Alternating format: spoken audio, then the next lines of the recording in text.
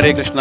అచల ప్రేక్షకులకు అందరికీ ధన్యవాదాలు. శ్రీకృష్ణాష్టమి జన్మాష్టమ వేడుకల సందర్భంగా ఇక్కడ పెద్ద ఎత్తున ఉత్సవాలు జరుగుతున్నాయి. ఈ సందర్భంగా మనము శ్రీకృష్ణ జన్మాష్టమి వేడుకల్ని ఎందుకు జరుపుకుంటున్నాం అనేటువంటి విషయం గురించి కొంత తెలుసుకోవడం ప్రయత్నం చేద్దాం. పూర్వకాలం అంటే ద్వాపర యుగంలో 4వ పాదములో అంటే కలియుగం ఇంకా కొన్నాళ్ళైతే వస్తుందన్న సమయానికి ఈ భూమిని కొందరు క్షత్రియ వంశంలో ఉన్నటువంటి రాజులు చాలా దుర్మార్గంగా ప్రవర్తించడం జరిగింది. బ్రాహ్మణులని, ఋషులని, వైష్ణవులని, స్త్రీలని, గోవుల్ని హింసించడం మొదలుపెట్టారు. కాబట్టి అప్పుడు ఈ భూమాత ఈ దుర్మార్గుల యొక్క బరువును భరించలేక గోరూపము దాల్చి బ్రహ్మదేవుని దగ్గరికి వెళ్ళి అప్పుడు బ్రహ్మదేవునికి మొరపెట్టుకుంటుందన్నమాట. ఈ దుర్మార్గుల యొక్క భారాన్ని నేను భరించలేను మహాప్రభు అని వేడుకుంటుంది. అప్పుడు బ్రహ్మదేవుడు ఈ భూమాతతో కలిపి శివుడు, వ్యాసదేవుడు, ఇంద్రాది దేవతలందరినీ కలిపి వాళ్ళు వైకుంఠలోకానికి వెళ్ళారు. వైకుంఠలోకానికి వెళ్ళి అక్కడ శ్రీమన్నారాయణుడు, శ్రీ మహావిష్ణువు, గర్భోదకాశ విష్ణువుని వేడుకున్నారు. ఆయనను వేడుకొని ఈ భూమాత యొక్క కష్టాలని విన్నవించుకున్నారు. ఈ బరువును మేము భరించలేమని చెప్తే భగవంతుడు సరే మీ బాధలు త్వరలోనే తీరుతాయి, నేను పరిపూర్ణ అవతారముతోని శ్రీకృష్ణుడిగా అవతరించబోతున్నాను, మీరు కూడా మీ యొక్క అంశలతో యదువంశంలో భూమండలం మీద అవతరించమని చెప్పేసి చెప్పడం జరుగుతుందన్నమాట. అప్పుడు దేవతలు, ఋషులు, మునులు అందరూ కలిపి వాళ్ళు ద్వారకలో బృందావనంలో అక్కడ వివిధ రకాల గోపబాలురు, గోపికల రూపంలో జన్మించడం జరుగుతుందన్నమాట.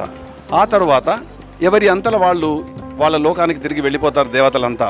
భూమాత కొంచెం సంతోషిస్తుంది, ఎందుకంటే భగవంతుడు అవతరిస్తున్నాడంటే తప్పకుండా భూమండలం మీద బరువు తగ్గిపోతుందని. ఇక్కడ బరువు అంటే కంసుడు కానివ్వండి, జరాసంధుడు కానివ్వండి, వీళ్ళందరూ ఈ దుర్మార్గుల యొక్క బరువు చాలా ఉంటుందన్నమాట. అంటే వాళ్ళ యొక్క బరువును మనం మోయలేకపోతున్నారన్నమాట. అందుకని అది ఉద్దేశంలో బరువు అన్నమాట ఇక్కడ. ఆ విధంగా భగవంతుడు వాళ్ళకు హామీ ఇచ్చిన తర్వాత దేవతలు ఎవరంతా వాళ్ళు వెళ్ళిపోతారు. ద్వారక, బృందావనం ఆ ప్రదేశాల్లో ఈ దేవతలు వాళ్ళ యొక్క అంశాల ద్వారా అవతరిస్తడం జరుగుతుందన్నమాట. గోపికలు, గోపబాలురు వీళ్ళంతా వాళ్ళే. దేవకి, వసుదేవుడు, యశోద, నందుడు వీళ్ళంతా వాళ్ళన్నమాట. ఆ తరువాత కొంతకాలం అయిపోతుంది. అప్పుడు ఆ సమయంలో సరిగ్గా మథురా నగరాన్ని కంసుడు పాలిస్తుంటాడు. వాళ్ళ తండ్రినేమో చెరసాల పెట్టేస్తాడు, తల్లి తండ్రిని. వాళ్ళ ఆయన ప్రియమైనటువంటి సోదరి దేవకి, ఆయన భర్త వసుదేవుడు, వీళ్ళిద్దరి వివాహం జరిగినాక వెంటనే ఆకాశవాణి ఈ కంసుడిని హెచ్చరించడం జరుగుతుందన్నమాట. ఏమనంటే, ఓ కంస, ఈ దేవకి యొక్క అష్టమ గర్భాన జన్మించేటటువంటి బాలుడే నీకు మృత్యువుకు కారణమవుతాడు అని. ఎప్పుడైతే ఈ విధంగా హెచ్చరించడం జరిగిందో కంసుడు వెంటనే దేవకిని సంహరించడానికి ప్రయత్నం చేస్తాడు. అప్పుడు వసుదేవుడు అడ్డుకొని నీకు సోదరి అవుతుంది, అందులో ఒక స్త్రీని, అంతేకాకుండా వివాహం జరిగిన మరుక్షణమే అంటే కాళ్ళకు పారాణి కూడా ఇంకా ఆరలేదు, అటువంటి స్త్రీని వధించడము నీలాంటి వీరులకు తగదు అని ఎంతో నచ్చ చెప్పాడు. కానీ కంసుడు వినకుండా సంహరించడానికి సిద్ధపడ్డాడు. అప్పుడు వసుదేవుడు చాలా తెలివిగా, ఎందుకంటే భార్యను రక్షించుకోవాలి కాబట్టి దేవకిని, అందుకని ఏమంటాడంటే, నీకు దేవకితోని ఎటువంటి ఇబ్బంది లేదు కదా, నీకు ఉన్నది దేవకి యొక్క అష్టమ సంతానం కదా, కాబట్టి నేను నాకు కలిగిన సంతానాన్నంతా నీకు అప్పచెప్తాను, నువ్వేమైనా చేసుకో అని హామీ ఇస్తాడు. వసుదేవుడి పైన కంసుడికి చాలా విశ్వాసం, నమ్మకం అన్నమాట. ఎందుకంటే వసుదేవుడు ఎన్నడూ కూడా ధర్మవాది, అబద్ధం చెప్పడు. కాబట్టి అతను నమ్ముతాడు. నమ్మేసి సరేనని చెప్పేసి అప్పటికి కూడా వాళ్ళని తీసుకెళ్ళి కారాగారంలో బంధించడం జరుగుతుందన్నమాట. ఎప్పుడైతే దేవకి వసుదేవుల్ని కారాగారంలో బంధించాడో, చేతులకు కాళ్లకు అన్ని గొలుసులతోని బంధించేస్తాడు. చక్కగా వాళ్ళ యొక్క చెరసాలకి పెద్ద పెద్ద ఇనుప తలుపులతోని తాళాలు వేసేసి కాపలా పెట్టేస్తాడు, ఎవరు కూడా అందులోకి పోకుండా. ఆ విధంగా కట్టుదిట్టమైనటువంటి ఏర్పాట్లు కూడా చేయడం జరుగుతుందన్నమాట. అటువంటి సమయంలో దేవకికి మొట్టమొదటి సంతానం కలుగుతుంది. కలగగానే ఆ బాలుణ్ణి తీసుకెళ్ళిపోయి వసుదేవుడు కంసుడికి ఒప్పజెప్తాడు. కంసుడు చాలా సంతోషిస్తాడు, ఎందుకంటే వసుదేవుడు అన్నమాట ప్రకారము తన కొడుకును తీసుకొచ్చి నాకు ఇచ్చాడు కదా అని. కానీ కంసుడు లోపల కొంచెం మానవత్వం కలిగి, ఈ చిన్న బాలుడు నన్నేం చేస్తాడులే అని వదిలేస్తాడు. వదిలేసిన తర్వాత, ఎందుకంటే కంసుని యొక్క మనస్తత్వము స్థిరంగా ఉండదు, చంచలం వాడి మనస్సు. కాబట్టి మళ్ళీ వెంటనే ఆలోచనకు వస్తుంది, ఈ అష్టమ సంతానం అన్నాడు, మళ్ళీ ఒకటో రెండవ సంతానంలో కూడా ఉండవచ్చును కదా అని చెప్పేసి మళ్ళీ వెళ్ళి ఆ మొదటి బాలుణ్ణి, ఆ తర్వాత 2, 3, 4, 5, 6 మంది పిల్లల్ని సంవరించడం జరుగుతుంది. మీరు మథురకు వెళితే శ్రీకృష్ణ జన్మస్థానం ఇప్పటికీ కూడా ఉంది అక్కడ. అటు వెళ్ళినప్పుడు మీరు ఆ గోడలపైన రక్తపు మరకల్ని ఈరోజు కూడా చూడవచ్చు. ఆ విధంగా 6 మంది సంతానం చంపేసినాడు కంసుడు. సొంత చెల్లెలి కుమారులు అంటే మేనల్లుళ్ళు అయినా దయా దాక్షిణ్యము లేకుండా సంవరించడం ధరిస్తాడు. 7వ సంతానం 7వ గర్భము దేవకి నుంచి రోహిణిలోకి మారిపోతుంది. అది భగవంతుని యొక్క ఆదేశం మేరకు మహామాయ ఆ విధంగా చేసేస్తుందన్నమాట. ఆ విధంగా రోహిణి ఎక్కడ ఉంటుందంటే నందమహారాజు ఇంట్లో ఉంటుందన్నమాట. అక్కడ ఆమెకు బలరాముడిగా జన్మిస్తాడు. ఆ తర్వాత దేవకి అష్టమ గర్భాన్ని ధరిస్తుంది. అష్టమ గర్భం ధరించినప్పుడు ఆ దేవదేవుడు సాక్షాత్తు ఆ శ్రీకృష్ణ పరమాత్ముడు అవతరించబోతున్నాడు అని చెప్పి అప్పుడు ఎప్పుడైతే ఈ భగవంతుని యొక్క అంశ ఆ దేవకి గర్భాన చేరుతుందో దేవకి వసుదేవుడు వాళ్ళ ఇద్దరి యొక్క శరీరం నుంచి ఎంతో జ్యోతి వెలువడుతుందన్నమాట. ఆ జ్యోతి చూసి కంసుడు అక్కడికి రాలేకపోతాడు. అటువంటి సమయంలో 33 కోట్ల మంది దేవతలు బ్రహ్మ, శివుడు, ఇంద్రుడు ఆది దేవతలంతా వచ్చి కంసుని యొక్క చెరసాలలో ఎక్కడైతే దేవకి వసుదేవులు ఉంటారో అక్కడికి వచ్చి వాళ్ళందరూ ప్రణమిల్లుతారు. భగవంతుణ్ణి నానా విధాల పొగుడుతుంటారు. ఆయన యొక్క వైభవాల గురించి ఆయనకు విన్నవించుకుంటారు. ఆ తర్వాత ఆయనను ప్రణమిల్లుతారు, ఆయనకు స్వాగతం పలుకుతారు, ఆయనకు నమస్కరించి ఆ తర్వాత వాళ్ళంతా ఎవరి లోకానికి వాళ్ళు వెళ్ళిపోతారు. వెళ్ళిపోయిన తర్వాత వసుదేవుడు కూడా ఆ భగవంతుణ్ణి ఎంతో స్తుతిస్తాడు. ఎందుకంటే వసుదేవునికి దేవకికి వాళ్ళ యొక్క పూర్వజన్మ గురించి కూడా వివరంగా భగవంతుడు చెబుతాడనమాట. ఏమని చెప్తాడంటే, మొదటి మీరు కొన్ని వేల సంవత్సరాల క్రితము అంటే కృతయుగంలో నా గురించి కొన్ని వేల సంవత్సరాలు తపస్సు చేసి నాలాంటి కుమారుడే కావాలని మీరు కోరారు. కాబట్టి నాలాంటి కుమారుడు అంటే ఇంకా వేరెవరు లేరు కాబట్టి నేనే అవతరించాలని. అప్పుడు ఈ దేవకి యొక్క పేరు పృష్ణి, వసుదేవుని యొక్క పేరు సుతపుడు. వీళ్ళిద్దరికి కలిగిన సంతానం పృష్ణి గర్భ. అది మొదటి జన్మ అంటే మొదటిసారి అవతరించడం అన్నమాట. తర్వాత సుతపుడు తర్వాత పృష్ణి ఇద్దరు ఏమంటారు మన అదితి కశ్యప ఋషిగా జన్మిస్తారు. వాళ్లకు ఉపేంద్రుడిగా జన్మిస్తాడు 2వ అవతారం. ఆ ఉపేంద్ర అవతారం అంటే వామన అవతారం అన్నమాట. ఆ విధంగా 2వ జన్మ. ఆ తర్వాత ఇప్పుడు 3వ జన్మ ఏంటది, వసుదేవుడు దేవకిగా ఉంటారు, వీళ్ళు చెరసాలలో ఉంటారు. వీళ్ళకి ఇప్పుడు అష్టమ గర్భాన శ్రీకృష్ణ పరమాత్ముడు సాక్షాత్తు దేవాది దేవుడు అవతరించడం జరుగుతుందన్నమాట. అవతరించే సమయం ఆసన్నమైందన్నమాట. భగవంతుడు అవతరించే సమయంలో ఈ శ్రావణ మాసం రోహిణి నక్షత్రం అష్టమి తిథి నాడు ఈ అవతరించే సమయానికి భూమి అంతా ఇప్పుడు శ్రావణ మాసం అంటే వర్షాలు పడుతూ ఉంటాయి కదా, నదులు పొంగుతూ ఉంటాయి, చెట్లన్నీ పచ్చగా ఉంటాయి, భూమి ఇదంతా పంటలతో నిండిపోతుంటాయి, నదులు పారుతూ ఉన్నాయి, కోకిలలు కూస్తూ ఉన్నాయి, హంసలు కొలనులో తామర పువ్వుల పక్కన నిలబడి వికసిస్తున్న తామర పువ్వుల దగ్గర నాట్యం చేస్తున్నాయి. ఇటువంటి చక్కటి వాతావరణ సమయంలో ఈ అష్టమి రోజున దేవకి అష్టమ గర్భం శ్రీకృష్ణ పరమాత్ముడు అవతరించడం జరిగిందన్నమాట. ఇది శ్రీకృష్ణ పరమాత్ముడు అవతరించడానికి కారణం. ఆ విధంగా అవతరించిన తర్వాత వెంటనే శ్రీకృష్ణ పరమాత్ముడు ఈ విషయాలన్నింటినీ దేవకి వసుదేవులకు చెప్పిన తర్వాత అతను చిన్న బాలుడైపోతాడు. ఎంబటే బాలుడైపోయి వాళ్లకు అవతరించడం జరుగుతుంది. అవతరించిన మరుక్షణమే వసుదేవుడికి ఈ బాలుణ్ణి తీసుకొని గోకులంలో ఉన్నటువంటి నందమహారాజు యశోదాదేవి దగ్గర వదిలిపెట్టేసేయమని చెప్తాడు. ఈయన ఒక చిన్న బుట్టలో తీసుకొని వెళ్ళిపోతుంటాడు. ఇదే సమయానికి ఎప్పుడైతే శ్రీకృష్ణ పరమాత్ముడు ఇక్కడ అవతరించాడో అదే సమయానికి గోకులంలో నందమహారాజు యశోదాదేవికి ఒక ఆడకూతురు జన్మిస్తుందన్నమాట. ఈ బాలుణ్ణి తీసుకెళ్ళి వెళ్ళిపోతూ ఉంటే 10,000 ఆదిశేషు 10,000 పడగలతోని వర్షం పడుతున్న సమయంలో ఈ వసుదేవుడి తలపైన ఉన్నటువంటి శ్రీకృష్ణ పరమాత్మునికి ఆ గొడుగులాగా ఉంటాడనమాట. గొడుగులాగా వెళ్ళి ఈ మథుర నుంచి ఆ బృందావనం వరకు వెళ్ళిపోతాడనమాట. మధ్యలో యమునా నది వస్తుంది. ఈ వర్షాకాలం కాబట్టి యమునా నది కూడా బాగా పొంగి పొర్లుతూ ఉంటుంది అనమాట. ఎప్పుడైతే ఈ నది ఇట్లా పొంగి పొర్లుతుందో సాధారణమైనటువంటి వాళ్ళకి నదిలు దాటి వెళ్ళడం చాలా కష్టం. కానీ సాక్షాత్తు దేవాది దేవుణ్ణి వసుదేవుడు తన తలపైన దాల్చి వెళుతున్నాడు కాబట్టి యమునా నది వెంటనే 2 పాయలుగా చీలిపోతుంది. 2 పాయలుగా చీలిపోయిన తర్వాత మనకు నది అడుగు భాగం కూడా మనకు స్పష్టంగా కనబడుతుంది అక్కడ.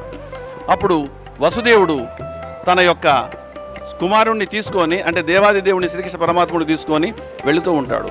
కొంత దూరం వెళ్ళిన తర్వాత యమునా నదికి కోరిక కలుగుతుంది, దేవాది దేవుడు నా దగ్గరికి వస్తే నేను ఆయన పాదాలను స్పృశించకపోతే ఎలా అని యమునా నది వెంటనే కొంచెం సేపటికి వసుదేవునికి ఇంతవరకు నీళ్ళు వచ్చేస్తాయి. మెడల వంటి నీళ్ళు వచ్చేస్తాయి. భగవంతుడు ఈ విషయాన్ని గ్రహించి ఆయన పాదాన్ని తీసి బుట్టలో నుంచి బయటకు పెడతాడు. అప్పుడు యమునా నది ఆ పాదాలకు స్పృశించి నమస్కరించి అప్పుడు మళ్ళీ ఆయనకు దారి ఇచ్చేస్తుందన్నమాట. ఆ విధంగా యమునా నదిని దాటేసి గోకులంకు వెళ్ళి అక్కడ నందమహారాజు ఇంటికి పోయి యశోదాదేవి పక్కన ఉన్నటువంటి ఆ ఆడపిల్లని తీసుకొని ఈ మగపిల్లవాడిని అక్కడ పడుకోబెట్టేసి మళ్ళీ తీసుకొని వచ్చేస్తాడు. ఎప్పుడైతే మన వసుదేవుడు నందమహారాజు ఇంటికి వెళ్ళినాడో యశోదాదేవి కూడా అప్పుడే ప్రసవించడం వలన వాళ్ళందరికీ ఈ యోగమాయ ప్రభావం వలన, దాన్ని యోగమాయని మనం ఏమంటామంటే కొందరు విష్ణుమాయ అని కూడా అంటుంటారు. ఈ యోగమాయ వలన ఎవరికి కూడా తెలియదు వసుదేవుడు వచ్చినాడు, యశోదాదేవి యొక్క ఆడకూతుర్ని తీసుకొని మగ కూతుర్ని అక్కడ పెట్టినట్టు ఎవరికి కూడా తెలియదు. తీసుకొని మళ్ళీ వచ్చేస్తాడనమాట. ఆ ఆడపిల్లని తీసుకొని మళ్ళీ యమునా నది దాటేసి ఆ తర్వాత కంసుని యొక్క చెరసాలకు వచ్చేసి తన గదిలోకి వెళ్ళిన తర్వాత మళ్ళీ అన్ని తలుపులన్నీ మూసుకుంటాయి, తాళాలు పడిపోతాయి. ఆ సమయంలో అందరు ఇంకా గాఢ నిద్రలోనే ఉంటారు. సేవకులు కూడా, అంటే అధికారులు ఉంటారు కదా, రాజు యొక్క అనుచరులు, సైనికులు, వాళ్ళందరూ కూడా గాఢ నిద్రలోకి వెళ్ళిపోతారు. ఆ తర్వాత ఈయన లోపలికి వెళ్ళి ఈయన గొలుసులు వేసుకుంటాడు. మళ్ళీ ఆ ఆడపిల్లని తీసుకుపోయి దేవకి యొక్క పక్కన పడుకోబెడతాడు. పక్కన పడుకోబెట్టిన తర్వాత అప్పుడు ఆ యోగమాయ కేకలు పెడుతుందన్నమాట. ఎవరైనా కానీ పుట్టగానే చిన్నపిల్లలు మొదట్లో కేకలు పెడతారు కదా, ఆ విధంగా కెవ్వున కేక పెట్టేసరికి ఆ కేకకు పడుకున్నటువంటి సేవకులంతా మేలుకైపోతారు. ఇది యోగమాయ. ఆ సేవకులకు అప్పుడు కంసమహారాజు యొక్క ఆజ్ఞ ఏమిటంటే దేవకి ఎప్పుడైతే ప్రసవిస్తుందో వెంటనే నాకు వచ్చి సమాచారం ఇవ్వాలి. సరేనని సేవకులు వెళ్ళి ఎంబడే కంసుడికి విషయం చెబుతారు, దేవకి అష్టమ సంతానం జన్మించింది అని. వెంటనే కంసుడు తన కత్తి తీసుకొని చెరసాలకు వచ్చేస్తాడు. చెరసాలకు వస్తే దేవకి 10 విధాల ప్రాధేయపడుతుంది కంసుడిని. అన్న, నీకు ఈ చిన్న బాలిక, ఇది అందులో కుమారుడు కూడా కాదు, కాబట్టి నిన్ను ఏమి చేస్తుంది? నువ్వు మహాబలవంతుడివి, నువ్వు శక్తివంతుడివి, నీ అంతటి శక్తివంతుడికి ఈ చిన్న పాప ఏం చేయగలదు నిన్ను? దయచేసి ఈ బాలికను నా కూతురికి నాకు బహుమతిగా ఇవ్వు, నీకు నేను సోదరిని కదా, నాకు సోదరిగా బహుమతిగా ఇవ్వమని 10 విధాల ప్రాధేయపడుతుంది. కానీ దుష్టుడైనటువంటి కంసుడు ఏమాత్రము దయా జాలి ఏది చూపించకుండా ఆ బాలిక యొక్క 2 కాళ్ళు పట్టుకొని విసిరి కొట్టడానికి ప్రయత్నం చేస్తాడు. వెంటనే ఆకాశ మార్గంలోకి ఆ శిశువు వెళ్ళిపోయి అష్టభుజి రూపంలో దుర్గాదేవిగా అవతరిస్తుంది. అవతరించి కంసుడికి హెచ్చరిక చేస్తుందన్నమాట. ఏమనంటే, నిన్ను చంపేవాడు వేరే చోట పెరుగుతున్నాడు, నువ్వు నన్ను ఏమీ చేయలేవు అని చెప్తుంది. కంసుడు అప్పటికే భయంతో చస్తున్నాడు. దేవకి యొక్క అష్టమ సంతానం ఏ క్షణంలో అవతరిస్తుంది, నన్ను ఏం చంపుతాడు, ఎప్పుడు చంపుతాడని భయపడుతున్నాడు. రాత్రులు నిద్రపోదు, పగలు తినడు, సరిగ్గా వాడికి కంటికి కునుకు లేకుండా అయిపోయింది కంసుడికి. ఆ సమయంలో ఎక్కడో చోట పెరుగుతున్నాడనేసరికి ఈ కంసుడి యొక్క భయం ఇంకా పెరిగిపోతుంది. ఎందుకంటే ఇప్పటిదాకా వాడికి కంసుడికి ఒక విశ్వాసం, నమ్మకం ఉండే.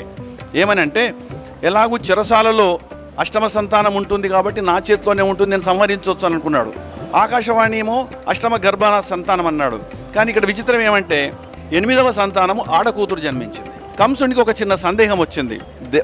అది ఆకాశవాణి ఎన్నడూ కూడా అబద్ధం చెప్పదు కదా, ఇక్కడ అష్టమ సంతానము వలన పురుషుడు అని చెప్పినాడు, కానీ ఇక్కడ ఆడకూతురు జన్మించింది అని వాడికి, కంసునికి కూడా కొంత సందేహం వచ్చిందనమాట. అప్పుడు ఎప్పుడైతే దుర్గాదేవి ఈ విషయాన్ని చెప్పిందో అప్పుడు వెంటనే చెల్లెలికి బావకి క్షమాపణ చెప్తాడు. కంసుడు ఒక రకంగా నటిస్తూ ఉంటాడు. వాడి నటన ఎందుకనంటే వాళ్ళ ద్వారా సత్యం తెలుసుకుందామని అనుకుంటాడు, కానీ నిజానికి వాళ్ళకు కూడా తెలియదు పాపం దేవకి వసుదేవులకి.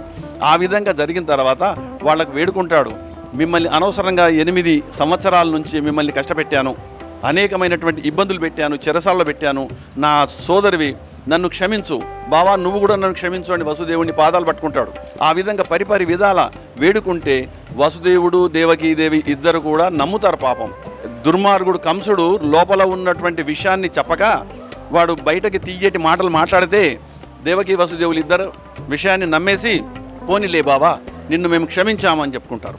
అప్పుడు వాళ్ళ యొక్క సంఖ్యలన్నీ తీసేసి వాళ్ళని తీసుకెళ్ళిపోతాడు. కానీ వాడికి పూర్తి సందేహం తొలగలే. ఆ తర్వాత సభ పెట్టేసి తన అనుచరులు చాణూరు, ముష్టికుడు, ఇంకా మిగతా కొందరు రాజులు ఉంటారు, వాళ్ళందరినీ విచారిస్తాడు. ఇలా జరిగింది, దీని యొక్క పర్యవసానం ఏమిటి, తర్వాత నేనేం చేయాలి అని అంటాడు. నన్ను చంపడానికి పుట్టినటువంటి వాడు వేరే చోట పెరుగుతున్నాడు అని దుర్గాదేవి చెప్పింది, ఇది కూడా అబద్ధం కాదు, కాబట్టి నా యొక్క పరిస్థితి ఏమిటి అని అడిగితే వాళ్ళందరూ రకరకాలైనటువంటి సలహాలు ఇస్తారు. వారం రోజుల్లో పుట్టినటువంటి పసికందుల్ని చుట్టుపక్కల గ్రామాల్లో అందరినీ చంపేద్దాం ఒకటి సలహా ఇస్తాడు. ఈ విధంగా రకరకాలైనటువంటి సలహాలు ఇస్తారు. ఇవ్వడంతో లేదంటే తప్పకుండా ఈ అష్టమ సంతానం ఆ విష్ణువు యొక్క అంశన అయి ఉంటుంది. ఎందుకంటే శివుడు కానీ ఎప్పుడు తపస్సులో ఉంటాడు, బ్రహ్మదేవుడు తపస్సులో ఉంటాడు, ఇంద్రాది దేవతలంతా నీకు భయపడేవాళ్లే, నీకు నమస్కారం పెట్టేవాళ్లే, నిన్ను స్తుతించేవాళ్లే. కాబట్టి వాళ్ళ ద్వారా నీకు భయం లేదు. కాబట్టి నువ్వు భయపడవలసింది ఒక్కటి కేవలం ఆ శ్రీకృష్ణ పరమాత్ముడితోనే, ఆ వైకుంఠ వాసునితోనే. కాబట్టి ఆ వైకుంఠ వాసునికి ప్రియమైనటువంటివి గోవులు, బ్రాహ్మణులు, మునులు, యజ్ఞాలు. ఇవి జరగకుండా మనం చేద్దాం. ఎవరెవరైతే యజ్ఞం చేస్తుంటారో, గోవుల్ని పోషిస్తుంటారో వాళ్ళని హింసిద్దాం, వాళ్ళని రకరకాలుగా హింసిద్దాం, గోవుల్ని కూడా చంపేద్దాం. అప్పుడు ఆ విష్ణువు ఆ భయానికి నీ దగ్గరకు వస్తాడు. నీ దగ్గరకు వచ్చినప్పుడు నువ్వు చంపొచ్చు అని చెప్పి ఈ విధమైనటువంటి సలహాలు ఇస్తారు కంసుడికి. కంసుడు కూడా క్షణిక ఆవేశంలోకి పోయి అవును నిజమే కదా, మీరందరూ ఆ పని చేయండి అని చెప్తాడు. ఈ విధంగా వీళ్ళు హింసిస్తుంటారు. కృష్ణుడు గోకులంలో పెరుగుతాడు. పెరిగి పెద్దగైన తర్వాత ఈ కంసుడు తన యొక్క రకరకాలైనటువంటి రాక్షసుల్ని, అనుచరుల్ని ఆ గోకులానికి పంపిస్తాడు. అక్కడ శ్రీకృష్ణ పరమాత్ముడు వాళ్ళందరినీ సునాయాసంగా ఏ రాక్షసుడు వస్తే వాళ్ళని చంపేస్తాడు. మొట్టమొదట పూతన వస్తుంది, ఆ తర్వాత ఆగాసురుడు, బకాసురుడు, శకటాసురుడు, ఇట్లా రకరకాలైనటువంటి రాక్షసులు వీళ్ళందరినీ సంహరించడం జరుగుతుంది అనమాట.